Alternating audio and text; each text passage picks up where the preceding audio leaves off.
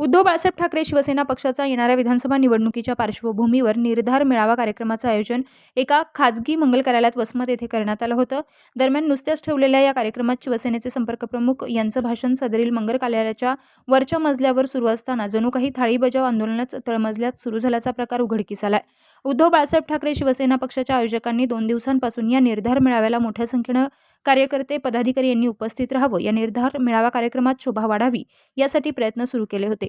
मात्र ऐनवेळी कार्यक्रम सुरू असताना सकाळपासून उपाशीपोटी आलेल्या शिवसैनिकांना तथा नागरिकांना जेवणासाठी पुरी भाजीची व्यवस्था केली असताना देखील पुरी भाजी दिली गेली नसल्यानं संतप्त झालेल्या तथा उपाशीपोटी असलेल्या नागरिकांनी चक्क थाळ्या फेकून दिल्या. एवढ्यावरच विषय थांबला नाही तर बफेसाठी लावण्यात आलेले टेबलही फेकून देण्यात आल्यानंतर आयोजकांची मोठी घामाघूम पाहायला मिळाली.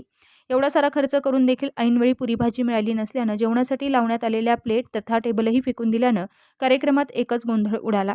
सदरील आयोजक मागील काही दिवसांपासून नुसतेच मतदारसंघात दौरे करताना पाहायला मिळत असल्याच्या चविष्ट चर्चा ऐकायला मिळत आहेत. विधानसभेची उमेदवारी मिळावी यासाठी केलेला खर्च तो मात्र पुरी भाजीच्या थाळी फेकून दिल्यानं चर्चेचा विषय बनलाय. उमेश चक्कर, प्रवाह नेटवर्क, हिंगोली.